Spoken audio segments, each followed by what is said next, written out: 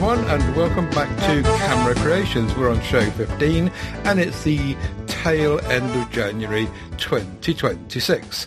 And we brought a show for you again, as we do most fortnights, and this time the theme is Admirable Famous Photographers. So just a word of warning that the usual shared album in Google Photos will not be available for you to look at as we go along, because the stuff we're going to be talking about on the show, if we put photographs of people's work in there, we'd probably get sued for copyright, no doubt. So there's nothing in there, so don't bother looking. But I'm joined today by Chris Clayton and Ian Bundey and Joe Hickey. Hello, gentlemen. Hello. Hello. Hello. Hello. Everyone happy and enjoyed their fortnight off away? It's been quite a quiet time, I think, because of the weather partly, and it's winter, and that only brings out the really seasoned photographers to get cold, the cold toes in the water.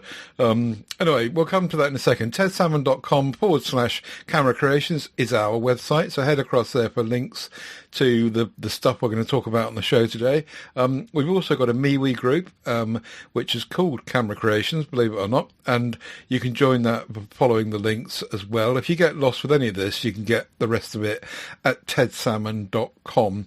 Links to all our audio podcasts and all of our MeWe groups you will find there.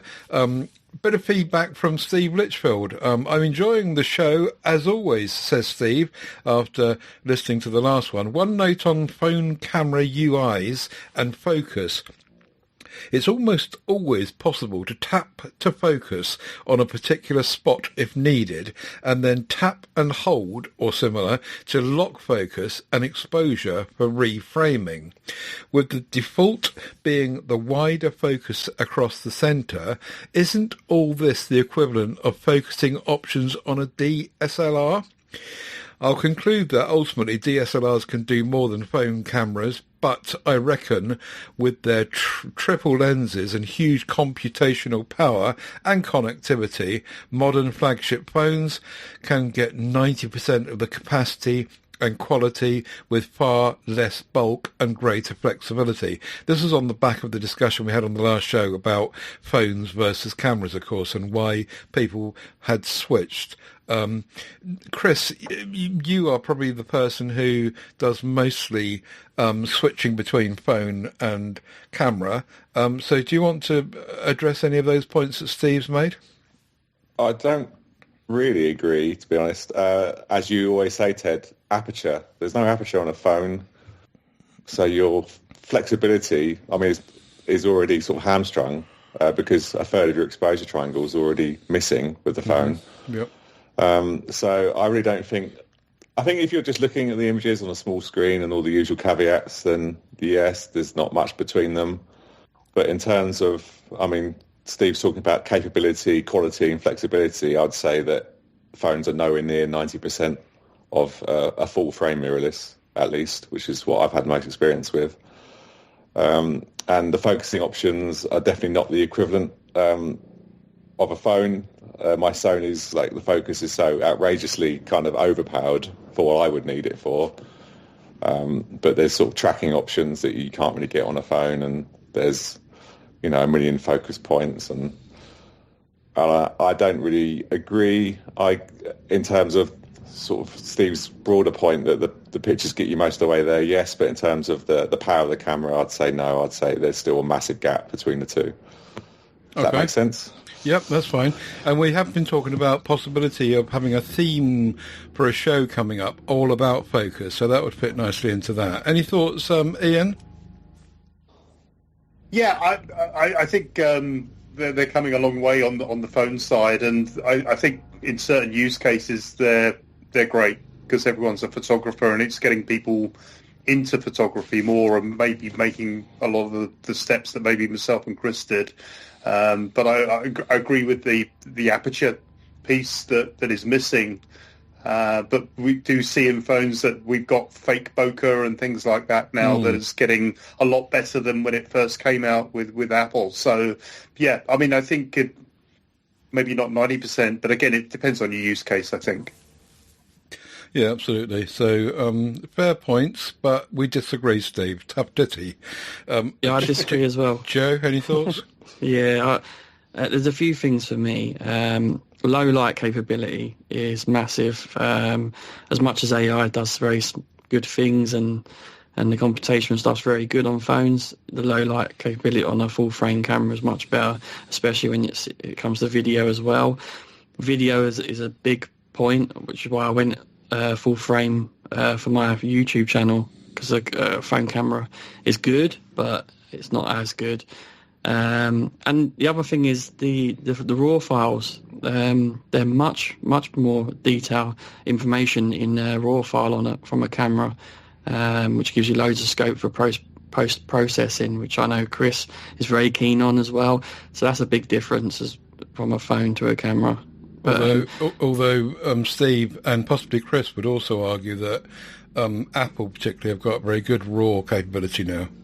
Yeah, they're much Pro RAW, much better. But that's still heavily processed. You do get an insane amount of dynamic range with the Pro RAW files, but they are prone to kind of artifacting if you edit them too aggressively. I think Ian's had the same experience when editing with the iPhone. You get these weird halos, which are a result of the stacking, because a Pro RAW photo isn't one raw image. It's 10, 20, however many it takes to get a perfect exposure. That's another argument, isn't it? How purely a RAW that is, but yeah, it's not a RAW. It's not a RAW file. We won't get into that. No, yeah, it's not. I've had huge disappointments on that with the Pro RAW. That some of the images that, as Chris said, that you get a halo. It's like a Ready Brek halo, if anyone remembers that, round people, and it makes you think, why didn't I take it with my camera? But and those Pro RAW images, they're still noise reduced and they're still sharpened as well. So your halos are over sharpened halos after noise reduction's been applied. But I can see why they do it, because if you actually do go and take a genuine raw photo with like a Lightroom app or Halide or whatever, in anything other than outstanding light, they're abysmal. So I can see why they need the computational stuff. But you're kind of stuck with what they think's the best way of doing it. Well, it all goes to my point, so cheers, gents. Basically, yeah, the raw files is much better from a camera. Mm-hmm. Yes. And we'll throw in the aperture too. Yes, absolutely. Okay, thanks a lot, Steve, and everyone for chipping in there. If you've got any feedback for us and to talk about on the group, then make sure you put it in the MeWe group, and we'll cherry pick the interesting bits and bring thoughts to shows going forward. Admirable, famous photographers. Then now, the one that I'll start the ball rolling. The one that I remember from back in the day when I was doing film photography that everyone spoke about and everyone knew who they were in my circles, and every month and every week Amateur Photographer and the monthly magazines would be running articles and stuff on the guy, Henri Cartier-Bresson, the French king of street photographers, really. And he used to just get a camera. He took almost all of his cameras on one Leica camera with a 50, all his photographs with a 50mm lens. And he even, apparently, according to the wiki page, he even got black tape to tape around the camera, so it let him become even less conspicuous on the street. And he would just go around taking street photography. He clearly travelled. He was from France, but he travelled all over the world just taking photographs. I'm sure that he probably came from a rich family.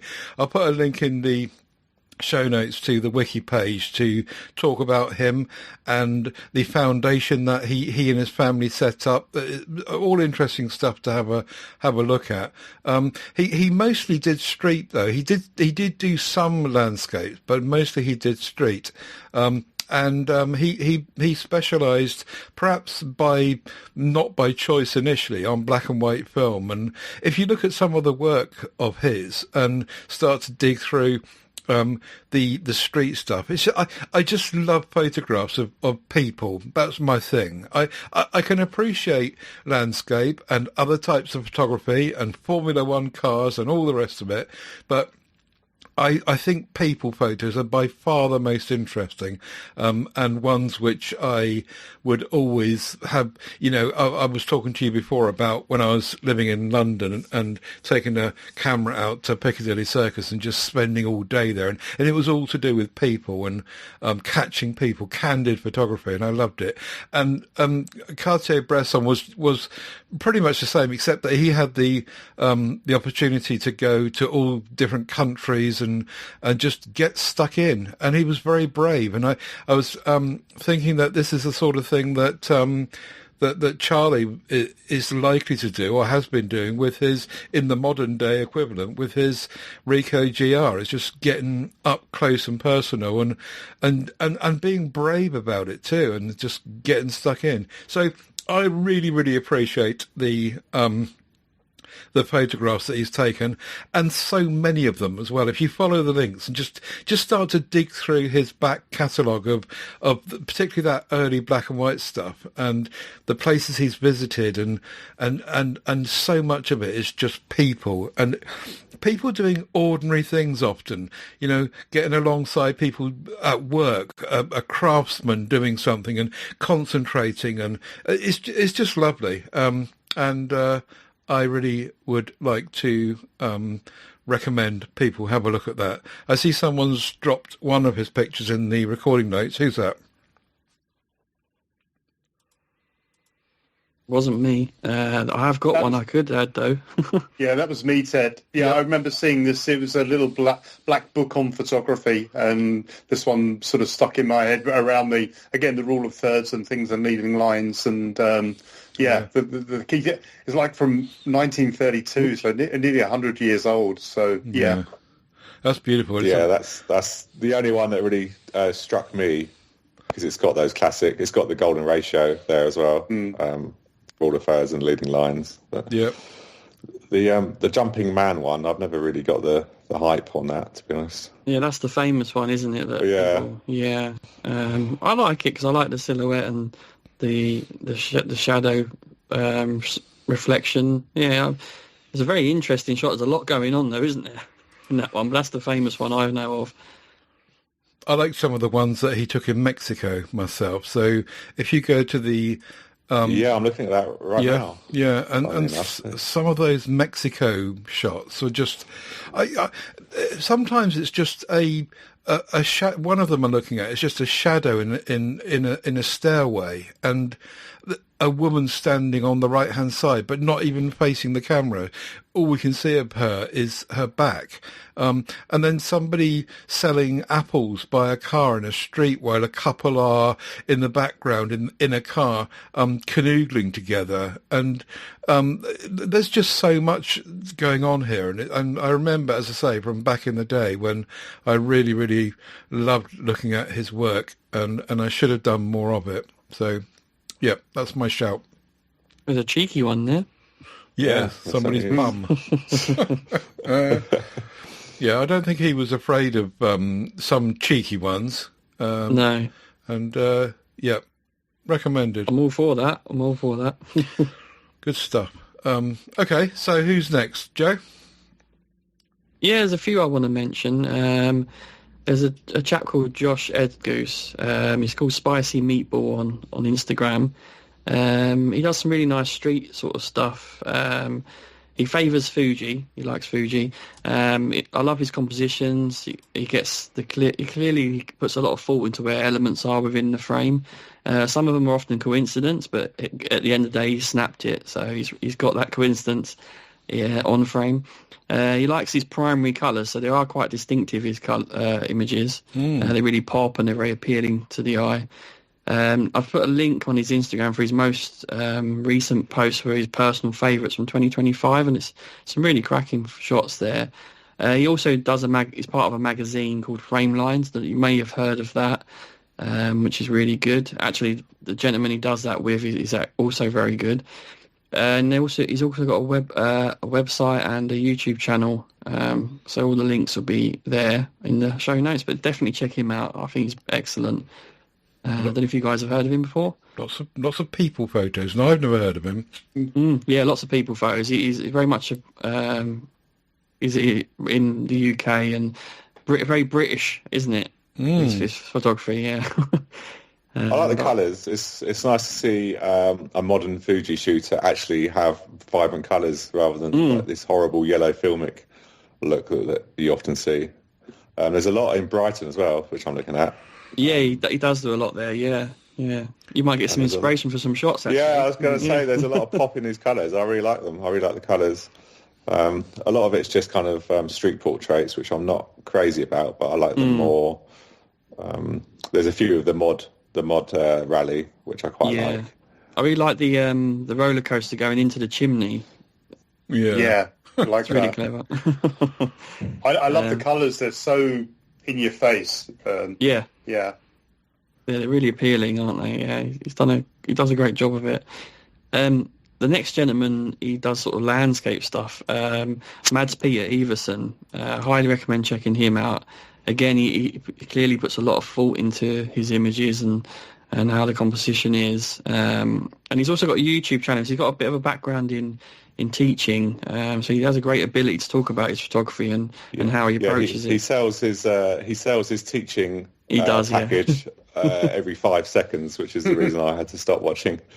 That's the only thing that is frustrating, actually. Yeah, I must admit. But his pictures are amazing. I have seen him. But I couldn't really stomach many of his videos just because of how hard he pushes his very expensive photography course. That's obviously where he's making his money. But just so that people can follow along, on his website, which we'll link to in the show notes, there's a link at the top called Gallery, and if you click down from there, you just get straight to the photographs, and some of them are just stunning. Yeah, beautiful stuff. And he travels quite a bit as well to beautiful locations, which does help. Yeah. But yeah, worth checking out. The next one you guys probably heard of, Alan Shawler, I think that's how you pronounce it. He does like mono images. Yeah. And his stuff's really amazing. I really like his shadow work. I didn't realise he's actually got a YouTube channel as well, which I'm going to check out now. But yeah, he's very, very good. And I actually made a black and white Instagram look inspired by him, actually. But I never carried it on because, it's too much. I really like his style. I've tried to sort of copy it now and then to varying degrees of success, but never getting close. And his YouTube channel's a lot of fun. He's a really affable, fun guy. He sort of sees the fun side of photography. He doesn't take himself too seriously, even though he creates these amazing images and exhibitions that he does. So definitely check out his channel. Oh, that's good to hear. He seems like a good guy. I actually saw him in London walking around, and I didn't go up to him because I'm not the sort of person that does that kind of thing. But he was walking around with his Leica. Because that's the thing. Sometimes you like a photographer and then you go on their YouTube channel and you're then hugely disappointed by the person. No, that's the thing. You think he's going to be. I mean, you see what he looks like. You think he's going to be quite a serious guy, but he's not. He's a lot of fun. So yeah, definitely check out his channel. Oh, cool. And again, website linked in the show notes with tons of different projects that he's featured on the website. So loads of stuff, and it looks just amazing. Really, really good. Yeah. Good. Cool. And then last one is not famous. I wanted to mention one of my friends who wants to go full time in photography. I call him Big Mac. He's a tall fellow. I think he's about 6'3". He does city and street stuff, mostly in London. I think he does fantastic stuff. So I've put a link to his Instagram and his Flickr to check out. Give him some support. Cool. Yeah, looks nice. I like some of the close-ups of the wooden. It's some sort of arena he's in, I guess, and those shots are really nicely formed. I think. Follow through to the Flickr page and the photo stream to see some of that if you're listening. So yeah, good pics indeed. I've never heard of any of those people. That's what this is all about, though, isn't it? Yeah, absolutely. I mean, I found some. Yeah, that's really cool. Good stuff. Right, Ian, your turn. Yeah, I think for me it was more of again, coming very late into photography and sort of picking up YouTube as a source of sort of education sort of inspiration of going out shooting. And I say my first sort of foray into it was very much around the landscape and travel. And the first guy I came along with was Thomas Heaton. I don't know if he's a very well-known landscape photographer, very popular on YouTube. I've put his website in there, but he's got a gallery there as well. But he does a lot of videos around getting the shot, which I think for me was quite interesting, of the work he gets in to actually get the shot. And some of the landscape stuff I really like. I think it's really, really nice, and was definitely an inspiration for me when I first started. And he's probably one of the only YouTubers that I still probably watch his weekly or bi-weekly content. And the animal stuff is quite interesting too that he does. Yeah, I was about to say that. I love that one, the frog, just peeping over the leaf. Really nice. And he's done some stuff in Svalbard and things like that with the polar bears. He does not very many workshops, but he was doing one in Japan in the snow, I think, a few weeks ago. But again, for me, it's quite inspirational, some of the stuff he does. And again, hearing the backstory, I think, is quite good, especially going to these amazing places and getting the shot and how he got the shot. So, well, that shot with the reindeers is stunning. Quite unique one. Looks like they're running. Reindeer herding by night, it's called. Right, there's a lot in there, isn't there? Yeah, there's some great stuff. Yeah, I like it. Cool. I feel like I've heard of him before. Okay. He's very, very well known, and but yeah, again, it's how I sort of came into this.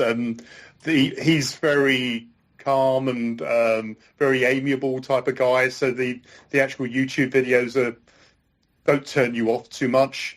The other side of it is a guy called Gavin Hardcastle, who now lives in Nova Scotia.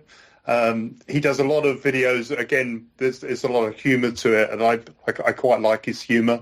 He goes around a lot with his wife taking photographs. But again, from a landscape perspective, some of his images are absolutely epic, I think.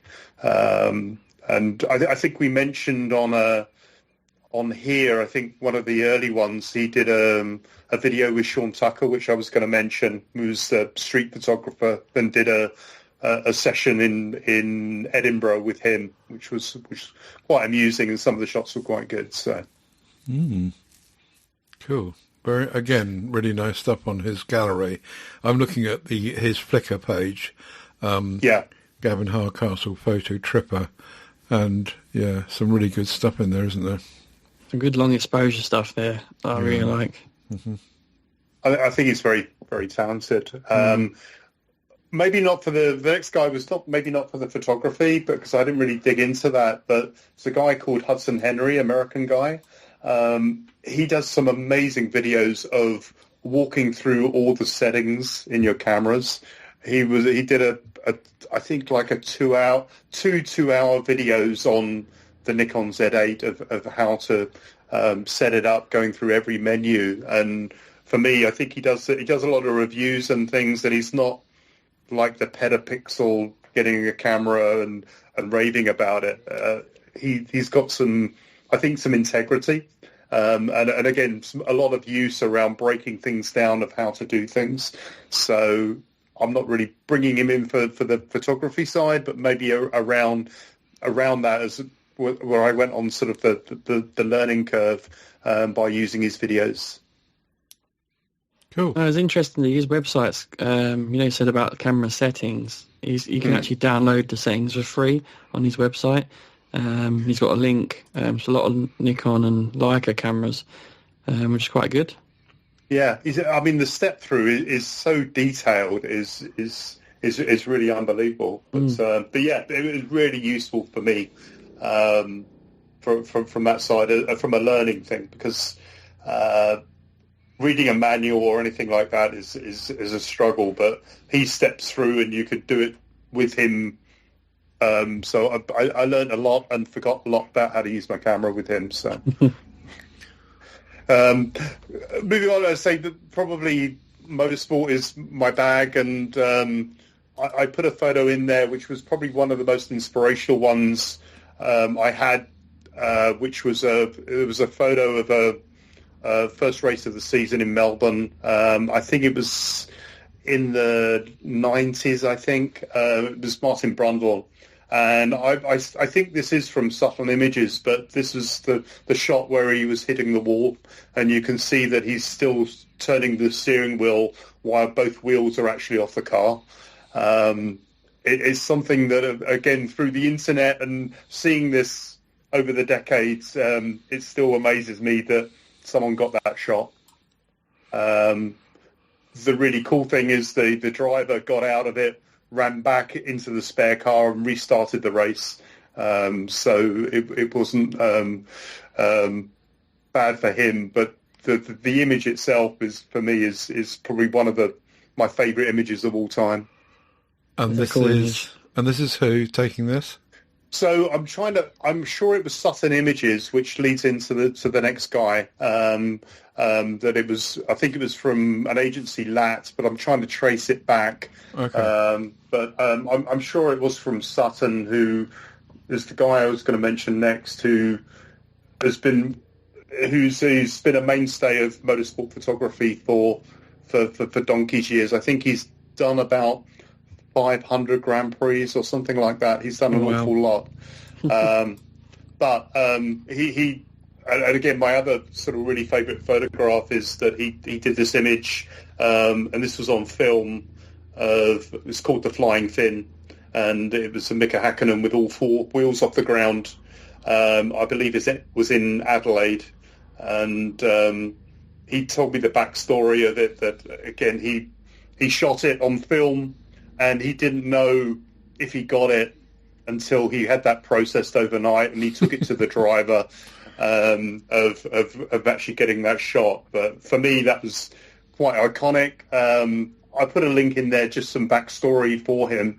But also, he's still shooting today. Again, he goes to all of the races, and he's a really good guy because he's very generous with his time. So for me, starting in motorsport photography, again, advice and stuff like that, and you can ask him stuff, which is really cool. So he works for Getty Images now.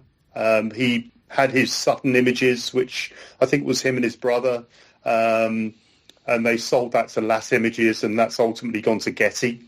But he was, speaking to him last year, he was going to try and go back to all of his old images to try and get them to do a book or something from them, because again, very iconic time in motorsport.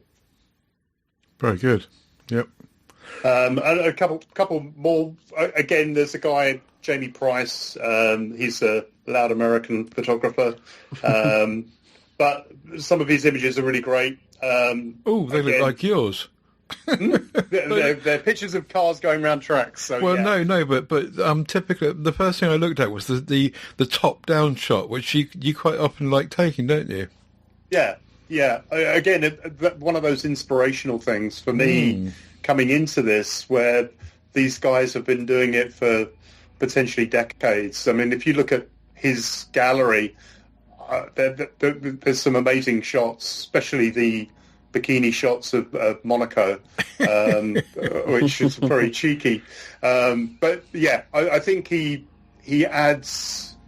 They're not cars going around track. There is some backstory to those images, and yeah. So again, somewhere I admire, and again, he's still shooting today. And again, I love some of his shots; are really cool. I like the depth in his images. Mm-hmm. Yeah, yeah. I mean, there's some of Lewis and Lewis Hamilton, but as I say, just going through, I could be scrolling through his gallery all day long. But yeah, really. I can see the influence of him, because I've just scrolled down to see one of eyes inside a helmet, and remember that we were talking about one of yours, just very similar to that, a couple of shows back, weren't we? Yeah, I mean, I think he's very talented. He does some YouTube stuff, and he did a lot of. I first bumped into him at Le Mans, and does the endurance stuff as well. But again, a very nice guy. Same as Mark Sutton, he donated an image, as Mark did, to the dementia thing I did the year before last, where we were selling famous photographers' images for Dementia UK. So yeah, it was really, but again, inspirational stuff.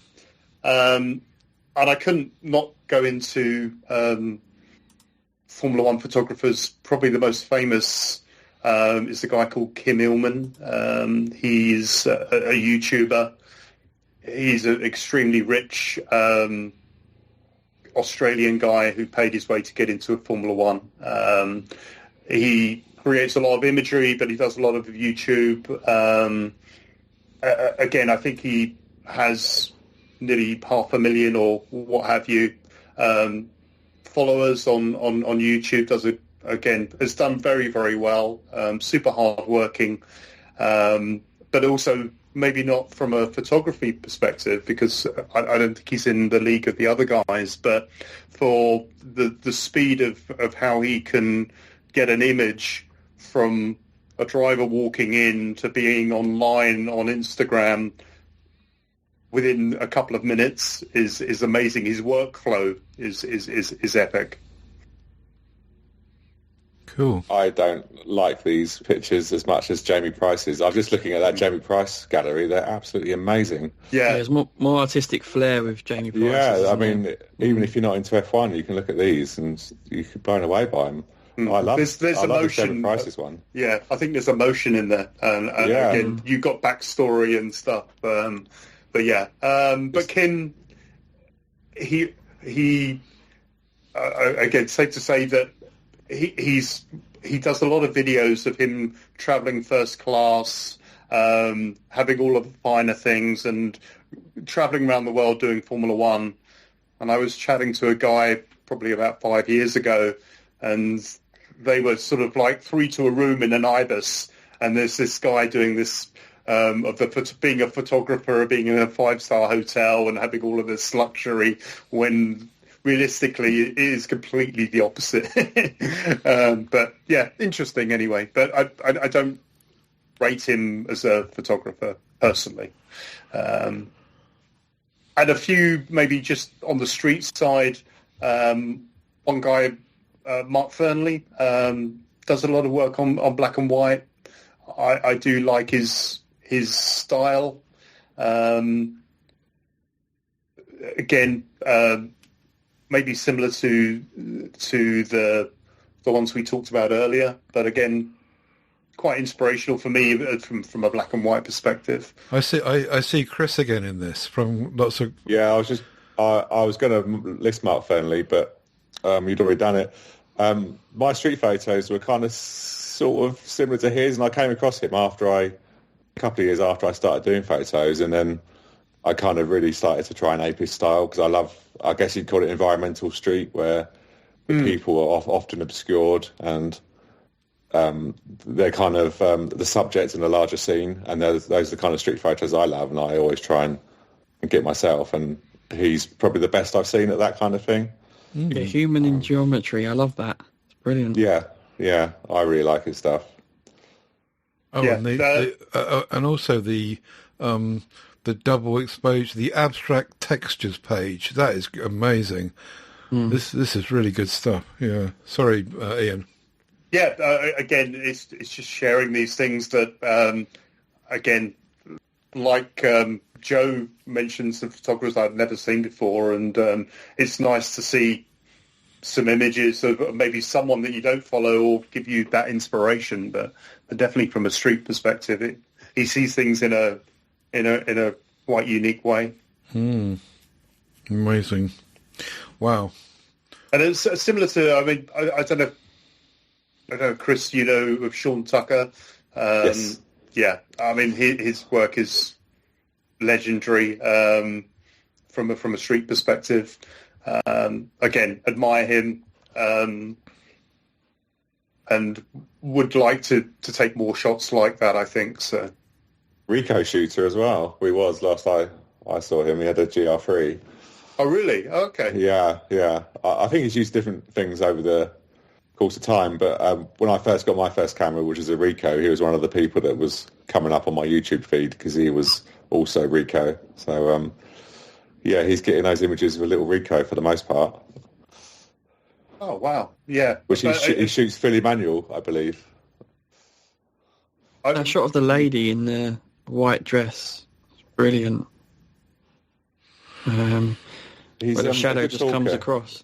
You see him on his YouTube channel. Yeah, he's quite cerebral and he talks a good game too. So yeah. I think he did a series of books and things as well. But yeah, again, it's always, I think, quite sort of grounding of seeing the quality of photographers out there and something to aspire to getting something like that. But and the last one for me is a guy called Sam Bassett. He does a lot of Instagram, a lot of YouTube.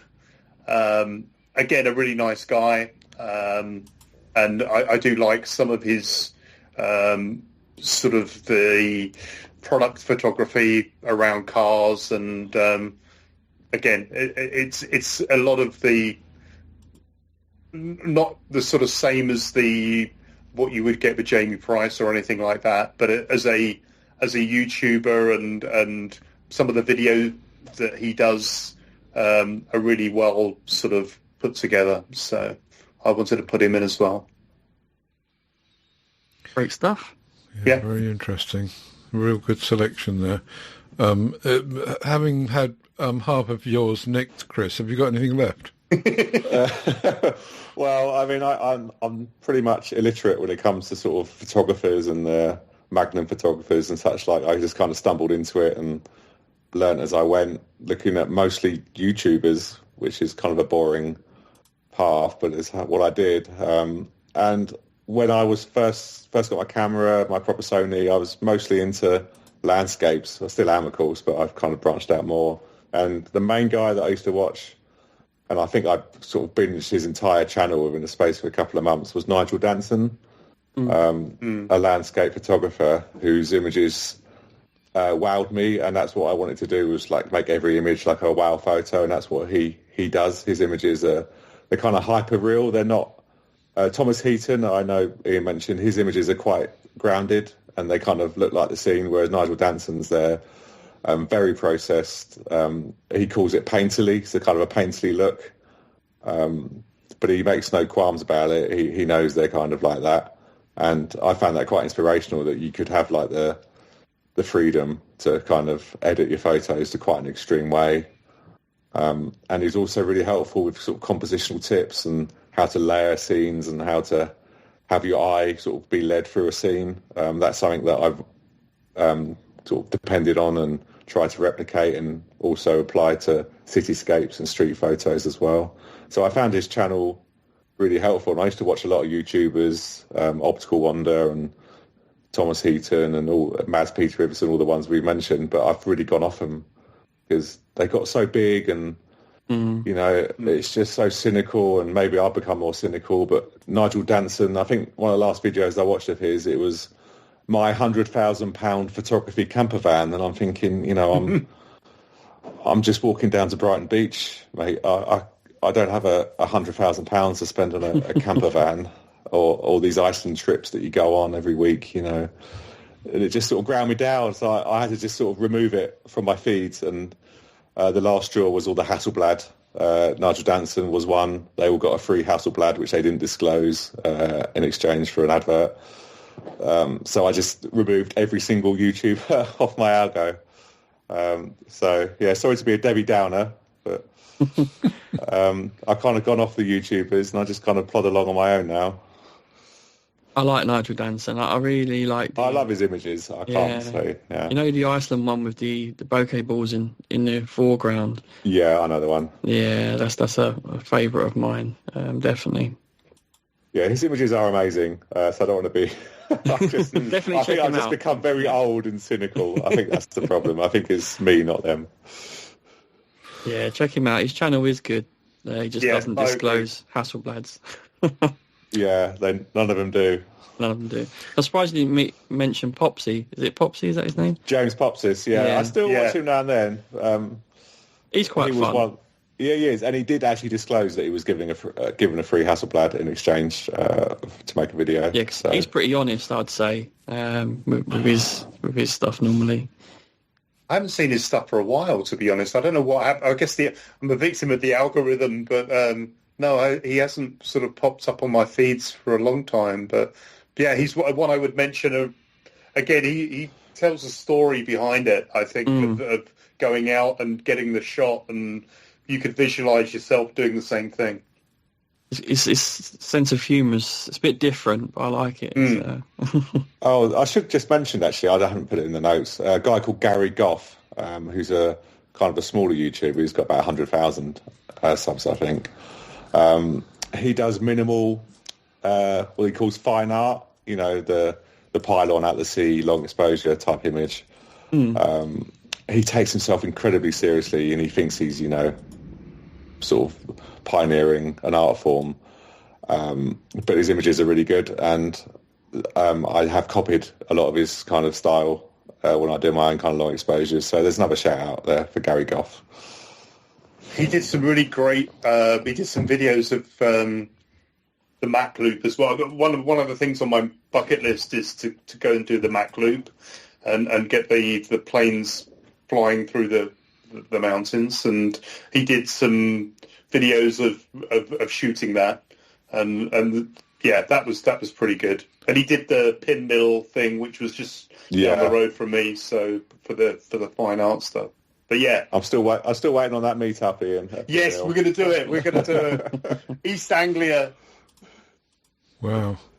What's interesting about that exercise, apart from obviously all the learning and content in there, is YouTube, I think, and Instagram. And there's me at the outset talking about the only way in my day of accessing fine images from Cartier-Bresson is to get the magazines or to go to the library and buy a book, and then suddenly it's switched across to just being all about YouTube or Flickr, or just everything is online. And I guess they've got some way of controlling people just nicking their work because it's online, have they? Well, you don't get the full quality if you take it off Instagram. Anyway, Instagram's very compressed, and their website will obviously be low resolution, but there's nothing really stopping them just taking the JPEGs off their website. No. Yeah. Well, what I will say is a lot of them do go into video now because most platforms favour video. Instagram used to be great for photographers, whereas now it's really not at all. If you just put photos up, you're not going to really get much growth, even if you're really, really good. So you do find that they all get into video now because of that reason. Yeah. Is that also true of Flickr?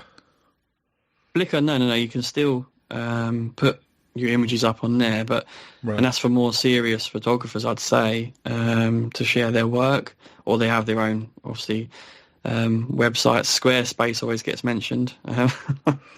You guys will attest. Always mentioned in videos.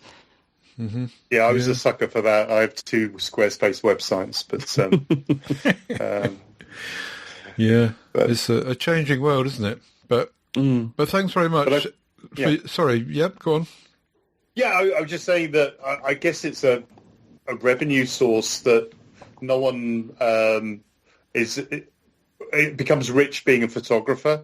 But now I guess it's a bit like the music industry that they make money in different ways, they're selling workshops, they're selling presets or adverts for Squarespace on their videos, and that's how they make a living. But wow.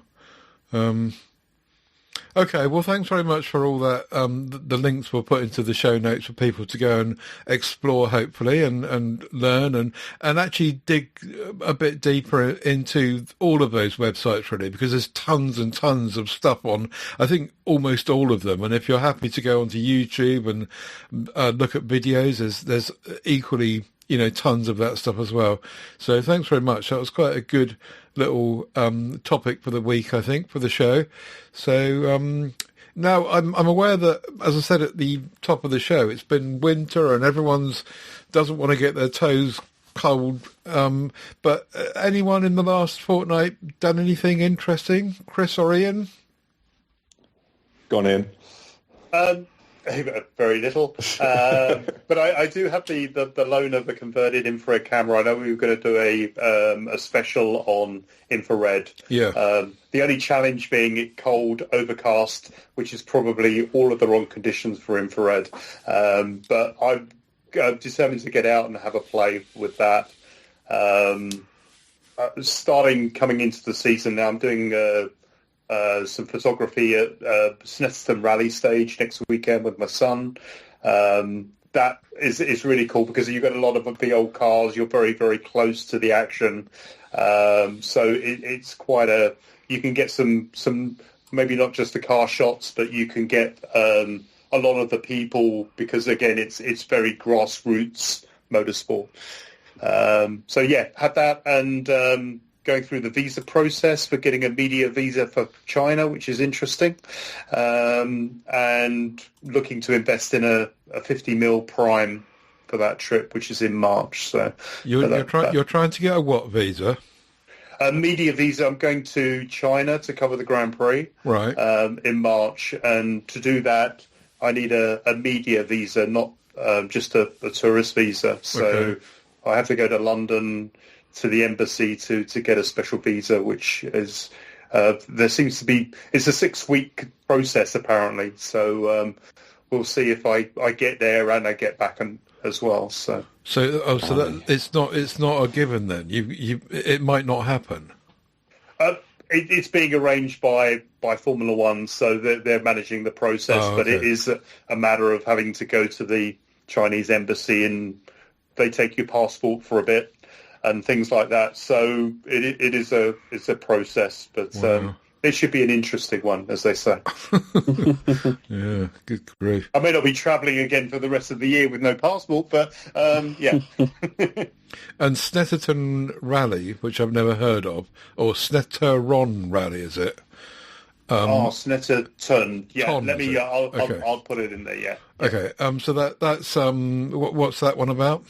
So that's a local circuit, the only one out in Suffolk. There's, again, another old Air Force base that went into a racetrack.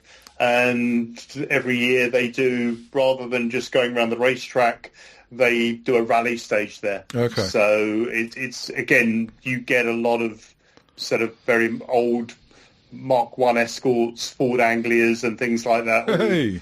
going round, as well as these sort of 50 grand latest sort of Fiestas all souped up for rally. So it's quite an interesting, and again, as a people watching thing, it's quite nice as well. So fingers crossed I can get some interesting shots from there. So yeah, that looks quite good fun.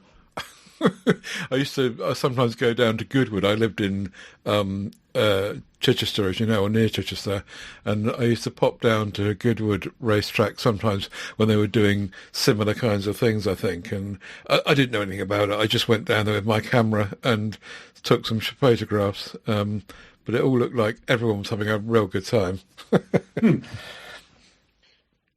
Okay, Chris? Maybe over to Chris. Oh, hello. So the only thing I've really done photography-wise is infrared, which I know we're going to be talking about in a couple of weeks. So I won't talk directly about the photos, but in this process of doing the infrared, I did pick up an old Canon EOS 100, which I bought as a converted infrared camera, and it was the first time that I've used an old camera, a proper camera that isn't sort of highly spec'd. Yeah. So that was, and it's DSLR, obviously not a mirrorless. So that was quite interesting. I enjoyed the Canon sort of build quality. That was nice. I'd definitely like to try one of their new ones.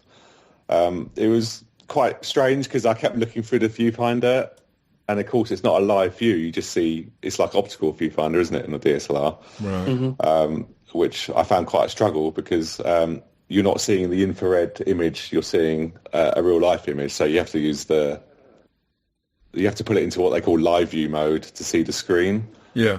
But you can only do one or the other. You can't have the screen on and the viewfinder available. So it took a bit of getting used to, and the focus was terrible. It was fun in a way, but I guess we'll talk more about that on the infrared episode. Yeah, but that's not the next show in 2 weeks, but the one after that. The one after when Charlie's back. Yeah. When Charlie's back, that's right. Yeah. Yeah. Charlie's struck down with COVID at the moment. So.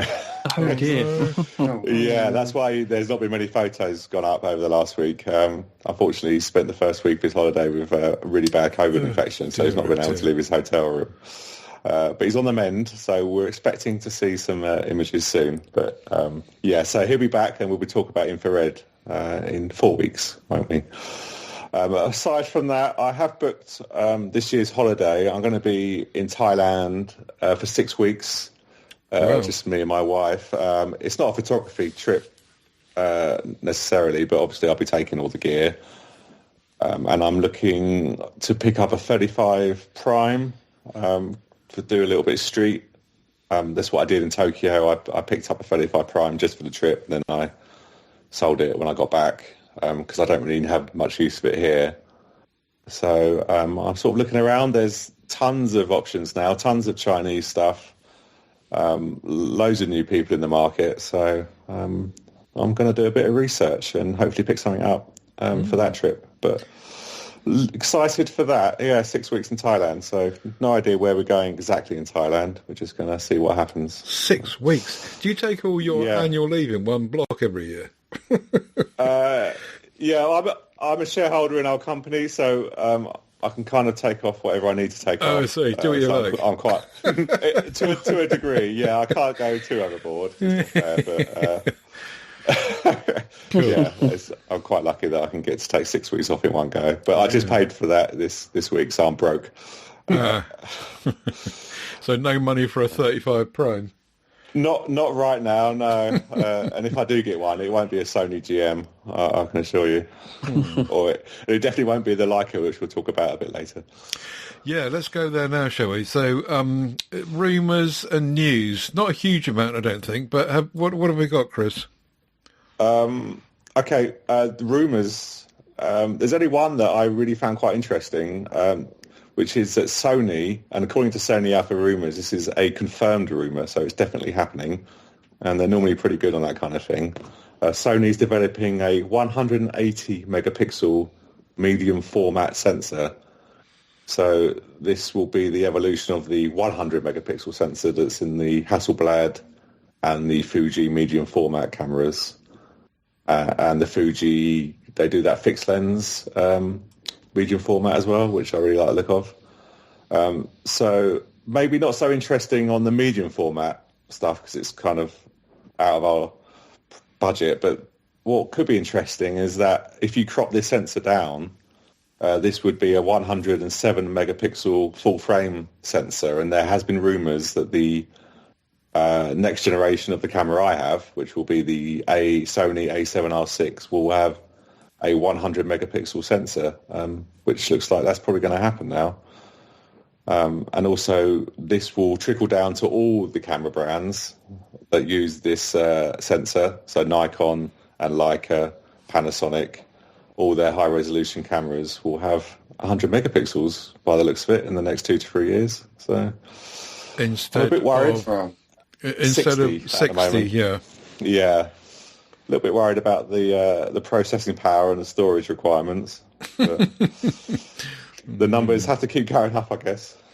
Need to get a bigger disc. I know. I mean, my MacBook's already struggling, I'll be honest. So, I don't know, would you... Ian, you shoot with a 45 megapixel, don't you? Yeah. Which I think is a variation of the 60 megapixel Sony sensor. I Would you mean, want 100? anything to crop in, yes, I would say so. You would? But, Really? But again, it's the speed thing, which is a challenge, and I think it's more speed of how many shots per second and stuff that I can get rather than how big it is. But they're saying they can stack it, this sensor, which will be quite something, wouldn't it? That's a bit like is it the A9? Yeah. No, the A1, you mean? What's the A9? That's global. It's not stacked. It's global, isn't it? So okay. It's instantaneous. The readout speed is 0 milliseconds. Whereas the A1, I think it's got the 50 megapixel, but it's like 8 milliseconds, so it's near enough instant. Yeah. But yeah, it's getting a bit crazy. To be honest, on my point of view, I would actively not buy a camera with that many megapixels just because I don't think my computer could handle it. Yeah, you have to upgrade it's everything. Interesting. Yeah, exactly. You would. You'd have to, not just the camera, but also the lenses are going to be more obviously defective if there's any issues. That's going to show up more. So. So that's the only rumour that I thought was worth mentioning. On the news front, it's time to make fun of Leica again. And the reason I make fun of Leica every week is definitely not because I really want one and can't afford it. That's not why. It's because they are daft. So just today, reviews dropped on Leica's newest lens. It's the first time they've done this lens, a 35 1.2 prime lens. Noctilux, I think, is their high-end brand. These are all manual focus as well for the Leica M range. It's just the price. So it's $10,000 for a manual focus 35 lens, which, looking at the reviews, if you look at the petapixel review, it doesn't, like the bokeh and everything's really nice and it's sharp in the middle, but the corners are abysmal. It's really dark, very soft. I don't know, for 10 grand you'd want a perfect lens, I would, and this isn't. So, but yeah, they do grab headlines with their numbers. It looks very nice, and if someone gave me one, I'd be very happy, and I'd be selling it immediately. But I guess if you bought this Leica M11 and this lens as a kit, what would that be, like $18,000? About £15,000? Yeah. Something like that. Well, it's, Not much else to say about that, really. But yeah, no. We'll wait for next week's Leica mockery. Just for the bouquet. Leica news. Yeah. But there's not much else going on this time of year on the news front. Okay. I put in an article again. I thought of Joe for this. It's the Apple Creative Suite is launching. I think was launched yesterday. This is where they're bundling in Final Cut Pro, Pixelator, and various things into the sort of the equivalent of the Adobe Creative Suite.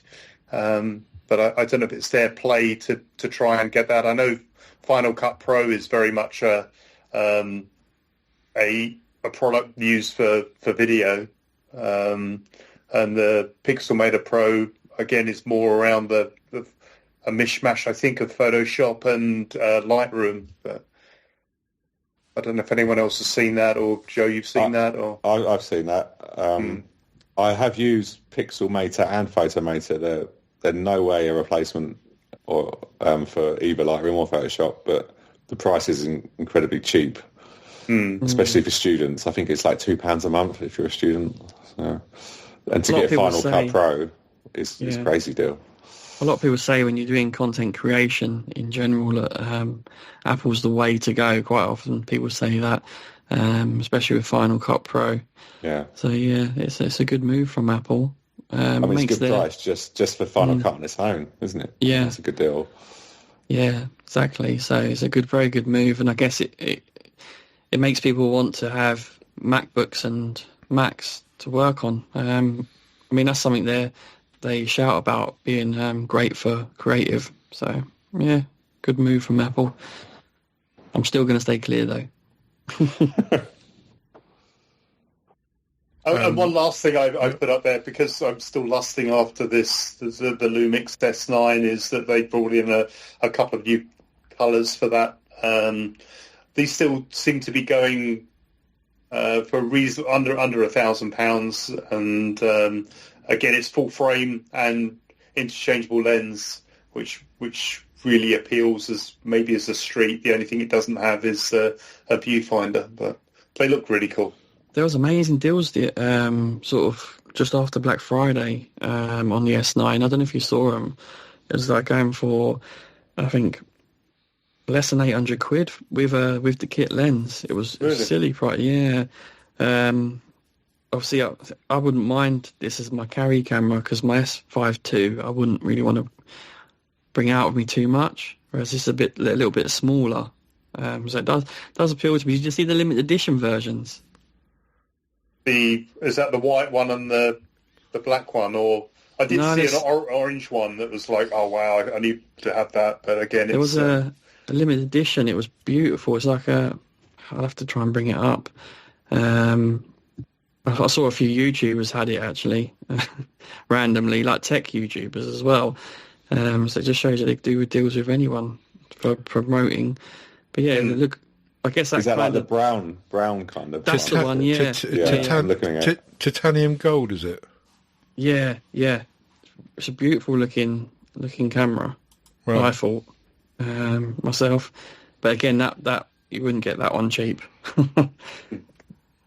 But I've seen a lot of content creators using this as I think the app is supposed to be quite good about getting the image off it very quickly, and the video I think is supposed to be quite good, and it's got to be one of the smallest full-frame cameras with an interchangeable lens. And you can do the built-in LUTs in camera, so like Fuji style things. That viewfinder missing though, that's just such a big omission for me. I mean, they could compete with Fuji if they put that viewfinder in. They really could. There's two things. There's that, and the only having the electronic shutter, which is meant to be quite good still, but I think a mechanical shutter's for certain shots is needed sometimes, but I still want one.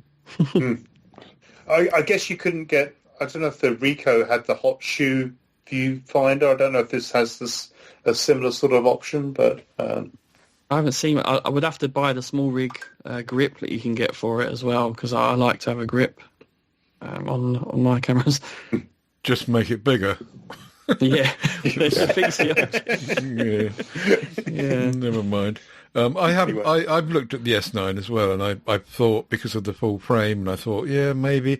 But same with me with viewfinder. I really want a viewfinder, and then it's got the articulating screen on the back, and one by one, it just kind of took itself away from my line of sight, really. But the mad thing is, it's cheaper than a Ricoh. That's just bonkers, isn't it? But it's still. I really think they should make a Micro Four Thirds version of this, the S9. Why? I think it would make a lot. Just because that's a compact. To make it smaller. And would it be any smaller though? I mean, there's only. They probably wouldn't. They probably keep the same body, wouldn't they? Yeah. It'd be light. It would be lighter at least.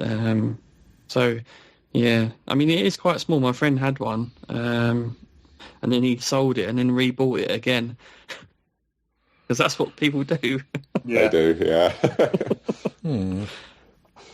Right, okay then.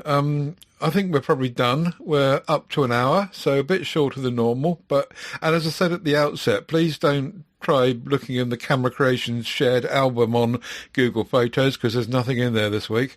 And we've had instead a talk about some kind of other stuff, famous photographers, which has been really interesting. tedsalmon.com/camera creations is our website, where you'll find links to all the stuff that we've been talking about today. MeWe group is where we natter as well, and do join us there if you can, and let us know what you've been doing with your camera camera, and tedsalmon.com is where you'll find links to all our other audio podcasts and all of our other MeWe groups, growing by the minute, and we'll be back in a fortnight's time. Don't know what the theme of the next show is going to be. We don't tend to find out what the theme is until about 10 minutes before recording these days. But we will have something, I assure you. But next time, hopefully that everyone will be out taking photographs so we can also put some stuff in that shared album. But for the time being, thanks very much for listening if you've got this far, and thanks, gents, for joining me, and we'll be back in a fortnight.